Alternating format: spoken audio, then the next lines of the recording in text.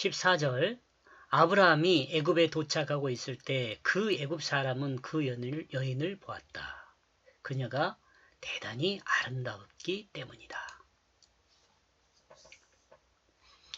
사라의 이름을 모르기 때문에 애굽 사람들은 아직 이렇게 그 여인이라고 표현하고 있지 않은가 이렇게 생각이 됩니다. 아브라함은 애굽에 들어가기 전에 이미 계획이 있었죠. 사례의 의견을 드러내지는 않았지만 사례 또한 아브라함의 뜻을 따라 행하고 있음을 짐작할 수 있습니다. 그죠? 합의가 된 거죠. 이렇게 계획을. 이 상황은 아브라함이 예상했던 대로 되고 있습니다. 애굽 사람들이 사례를 보았고 그들의 눈에 사례는 대단히 아름다운 모습이었습니다.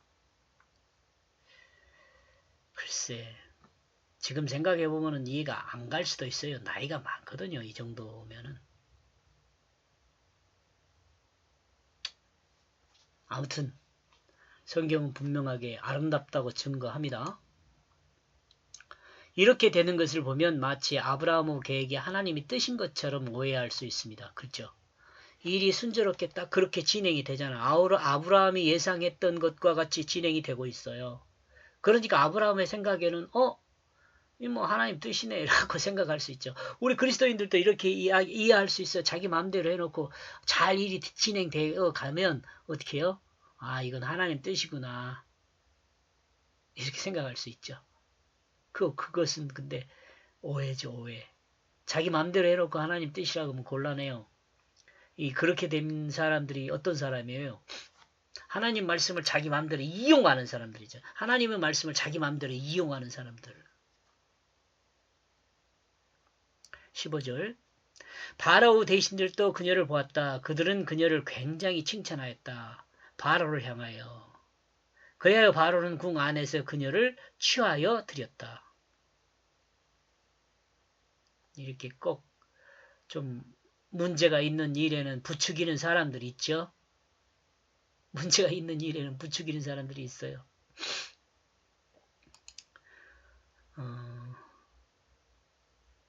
아까 저 앞에서도 여러분께 같이 생각했던 것과 같이 우리 그리스도인은 이 바다를 항해하는데 이 바람을 거슬려 가는 돛담배와 같은 거예요.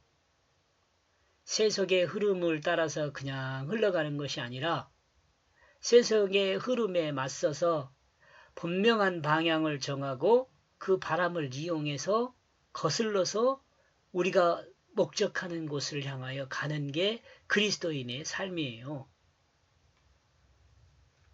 그렇죠? 여러분과 제가 이 땅을 살아가는 방법이 이와 같아야 한단 말이에요. 세속의 흐름대로 흘러가는 것이 우리의 삶이 아니라 애굽의 왕의 대신들도 사례를 보고 있습니다. 애굽 사람들도 보았고 애굽의 대신들도 보았습니다. 그리고 바로의 대신들은 사례를 굉장히 칭찬했습니다. 그리고 그러므로 대신들은 바로의 왕궁 안으로 사례를 취하여 드렸습니다. 이 지금 바로 왕궁 안으로 사례를 취해 드렸다는 것은 어떤 상태일까요? 아마도 이미 아브라함이 사례가 아내가 아니고 동생이라고 이 누이라고 이미 이야기를 했지 않을까 이렇게 생각이 돼요. 그러니까 그냥 바로 왕궁으로 취하는 거죠. 아브라함은 이럴 때 아브라함의 마음은 어떻을까요? 자신의 계획대로 되고 있는 것을 생각하고 하나님의 인도하심이라고 생각하고 있었을까요?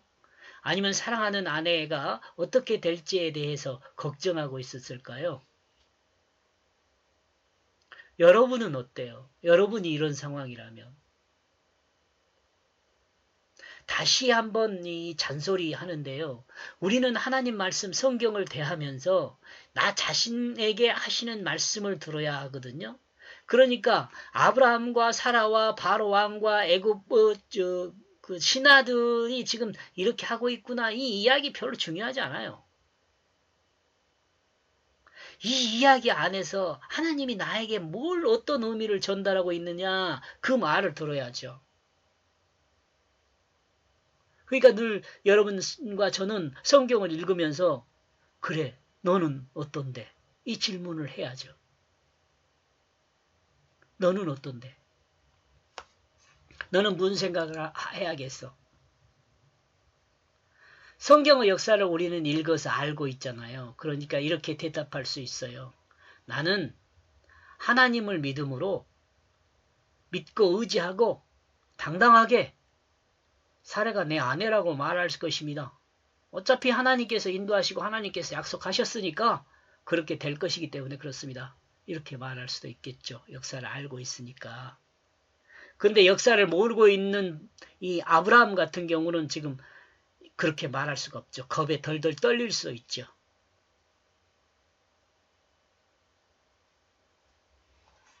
또 이렇게 이야기한 사람도 있을 거예요.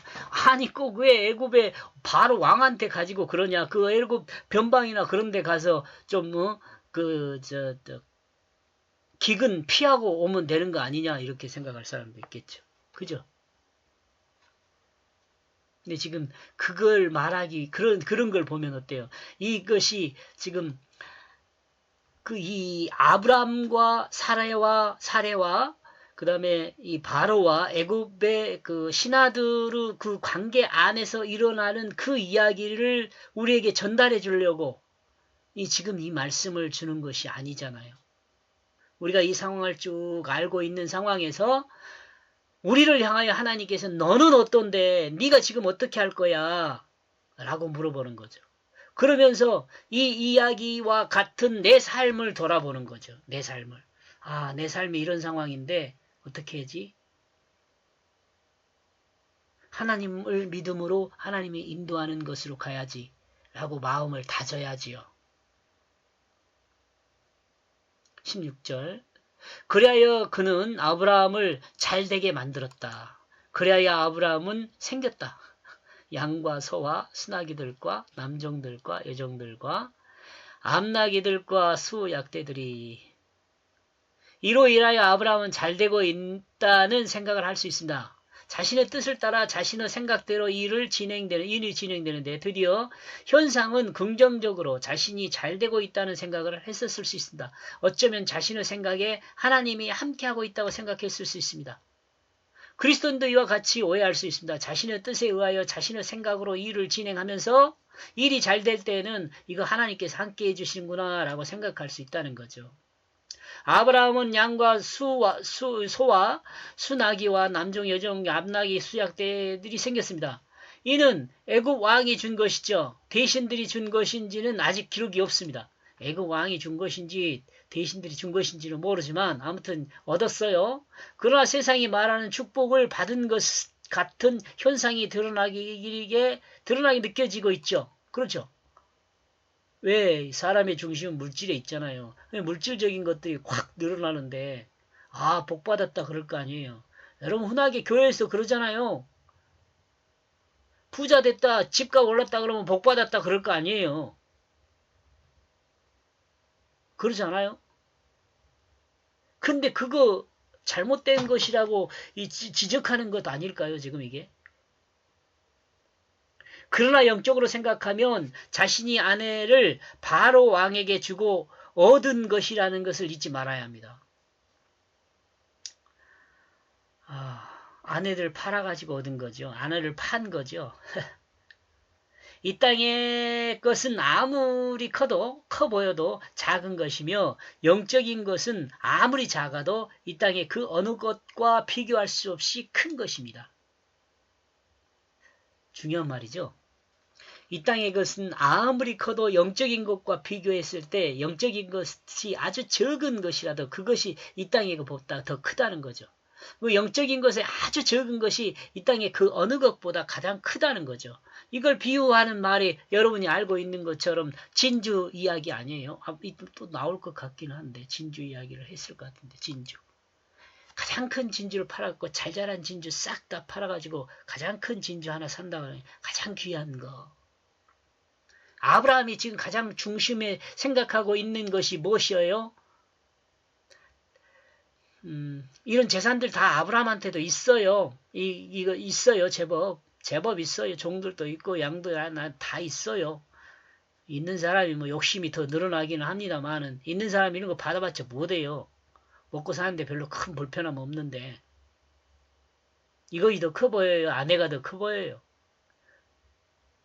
지금 중요한 것 아까 지금 말하는 과정이 있는데 아브라함에게 중요한 건 후사잖아요. 후사. 근데 후사를 누구를 통해서 줘요? 사례를 통해서 줘요. 너에게 준 땅, 내 땅에서 아들이 난다는 거예요. 사례가 아브라함의 땅이에요. 가나안도 아브라함의 땅으로 약속을 하지만 실제적으로 뭐예요? 후사를 줄 그 땅은 사례잖아요. 나중에 보면 여러분 다른 여자들이 3명이나 더 있잖아요. 아브라함에게. 3명인가요? 더 있는가요?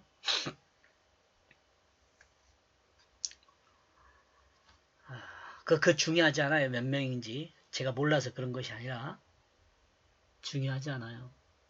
여기서 말하는 거 중요한 건 뭐예요? 내 자신에게 이렇게 질문했을 때 나는 어떤가를 늘 돌아보고 살피는 거죠.